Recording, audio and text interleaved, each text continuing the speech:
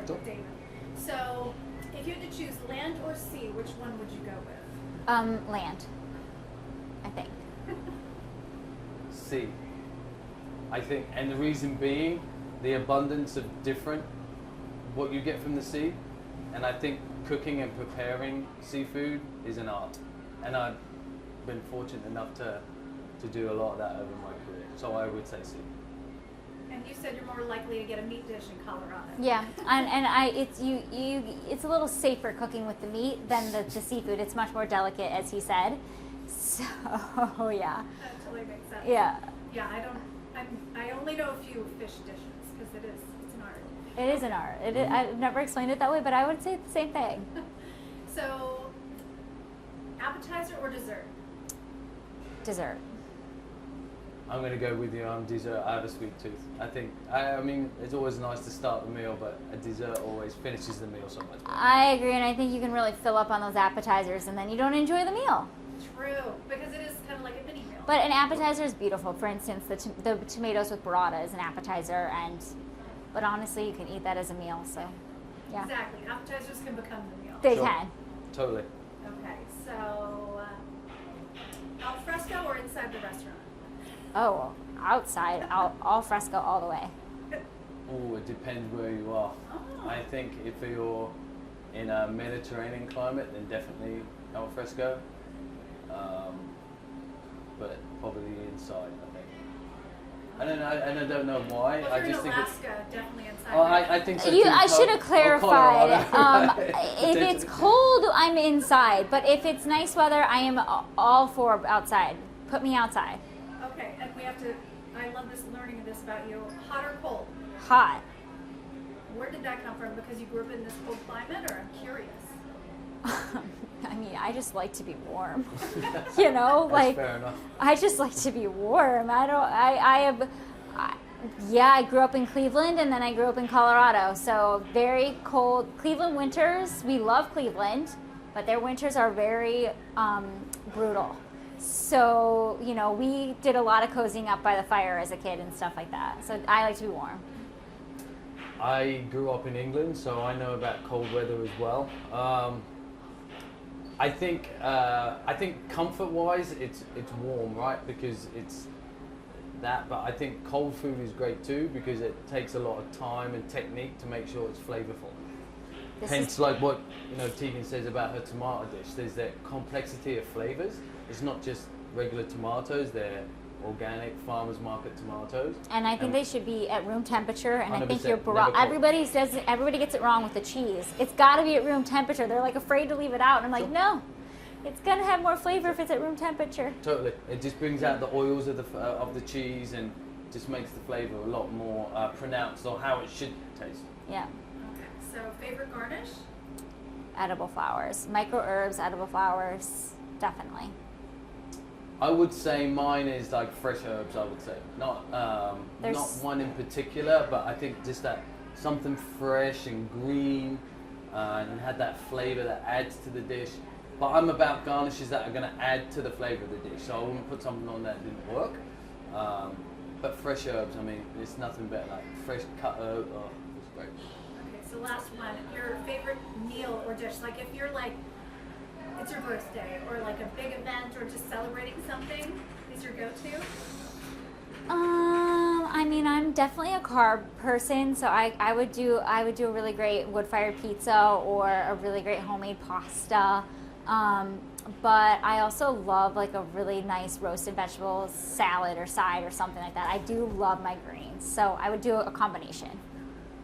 Mine, from just a childhood memory, is my mother always used to make the best roast chicken. I don't know what she did with it, but the skin was always like golden and crispy. So that would be my go-to, I think. And I just haven't got it as good as my mum used to make it. Yeah, those childhood memories. Hard to compete with. For sure, Totally. for sure. Was there anything your mom or grandma made now that he shared his story? My mom used to make pot roast all the time. I mean, very, Midwest food. So, but my mom was actually much more of a baker than a cook. So she had like a killer chocolate chip cookie, chocolate peanut butter bar. Like my mom loved her sweets, and we would have dessert on the table before we would have dinner even remotely ready to go. So she was a very good baker, is a very good baker. And my Nani's chili is actually in my next cookbook. She made a great chili. Very, very comfort foods. I'm from the Midwest, or sort of. Midwestern upbringing. Yeah. Well, thank you guys. I think we're good, right? Yeah. Yeah. Do you want anything else for B-roll? And I am so Yes. excited to meet you, first of all. I'm so excited to be here and to meet you. It's fun. Well, you helped me survive the pandemic with your heartwarming recipes. They're so Aw. beautiful, but also comfort food. Yes, I love a little comfort food. I think that all food is honestly comfort food. It's how we connect. It's how we feel good. It's how we energize ourselves. So, I like to make food feel as personal as possible. And you've been doing this for a very long time. Yes. You, as a child, basically to help out your large family, Yeah. you started cooking. So Yeah. can we talk about your inspiration? Yeah, I just started cooking just because, like you said, I grew up with 5 brothers at the time, and then I also have two more siblings now, two more. I lose count. So there's a lot of us, but growing up it was very chaotic. 5 boys in one house and then 1 girl, and between school and activities and things like that, dinner was always very late. And so I kind of just started cooking to help, my family help get dinner on the table sooner.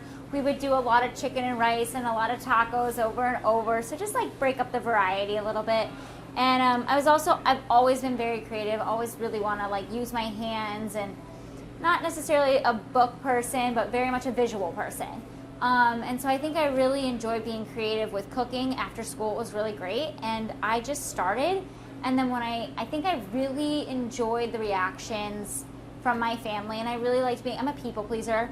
I really enjoy being able to please them so easily and to be able to help out at the same time. So I just stuck with it.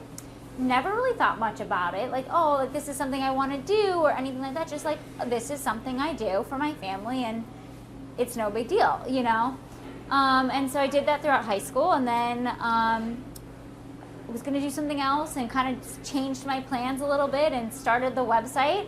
And here we are today, 12 years later. Which is fantastic because it is partially a family affair, or is it an entire family affair for you now? It's partially in a family affair. I'd say yes, I work very close with my mom. My mom is my business partner. She's a huge part of everything that I do. She really keeps the nuts and bolts in check, and she's great. So there's nobody, obviously, that you can trust more than your mom. So she always has my best interest. We love it. I love it. I'm Yeah. close to my mom, too. She had 11 siblings. Oh my gosh. She's from Arkansas. That's so a we know what lot. it's like. Yeah, you know from personal experience. how Well, big it that's is. a lot more than myself. So, I'm one of 8. 11 is a different story. Yes. So when you think of your recipes, and you said you were going for variety, but where you are right now, do you feel like you're always growing and evolving? Is there something Oh my that's gosh, always yes. close to your heart? Well, I think that cozy is always close to my heart. I love cozy. I like to make people feel very warm and welcome and, just comforted. I personally don't like to walk into a space and feel like it's uptight and it's stuffy and you can't touch anything. And I want to make everybody around me feel very welcomed and happy, they can put a smile on their face, especially if they're not having a great day. I think that you can do that very easily through food and making someone feel welcome that way. But yes, I am always evolving, and that's one of the things that I really enjoy about cooking is that it changes with the seasons, and I can feel one way, this month, and the next way the next month, and I can totally change up my recipes, and there's always a new way to twist something or style something. So I think that now in my cooking journey, we'll call it, I have really simplified my process. I am all about that 30-minute skillet, sheet pan, just like everybody else. Yeah. I have a very busy life, and we don't want to be spending hours and hours in the kitchen all day long. I love to cook and I love to be in the kitchen, but I don't want to be in the kitchen all day long for hours. And the bottom line is that most people in our world don't have time for that. They have busy lives, they have work, they have kids, they have soccer practice. So to be able to come home and create a 30-minute sheet pan dinner for your family is really something that I always keep in mind when I'm creating recipes, is how can I simplify this? How can I make it easy for the consumer or the follower, whatever we want to call my amazing community. And so I've really learned to simplify cooking and bring it back down to just like core ingredients, a lot of staple spices, and cooking seasonally, because I'm inspired by the things that are in the grocery stores at that time of year. So right now it's spring, there's going to be I think that the strawberries are so pretty, especially if you're in California right now. There's great strawberries this time of year, and asparagus and all that stuff. So I love to do that, and it's a delicious way to eat food. And is there a chef or a influencer or somebody who inspires you? To be so honest, I follow a lot of fashion. I love design. I don't follow a lot of people in the food space, to be honest with you. So I can't really, I'm just kind of keep my head down and cook to myself. I find inspiration through, like I said, a lot of different fashion and interior design. I love florals, all kinds of things. So I love fashion and interior design too. Let's talk about the fit. Oh, thank you. Yes, we're really braving the all white today. So we're trying very hard not to get the tomato sauce on, but we love a cute fit, and yeah, it's good. So you have your YSL heels. The YSL heels. This is just a all jean white look from AMU's, I want to say. It's so cute. Thank you. I love it. I love that you're such a visual. What it is, you're I'm very sensory. I'm a very visual person. Yes, you love visuals. I mean, it's all of the senses. I really like to make things. My grandma had a very special. A lot of the things that I do, honestly, today are because of my grandma. She was an amazing entertainer, amazing hostess. She made everybody feel welcome. She did everything, or she at least made it look effortless. Yeah. She wasn't stressed. And she just had this secret ability to make everybody feel welcome. And she was a very stylish woman, okay? She loved her designer handbags, and she loved all the things, and we would do so much shopping together.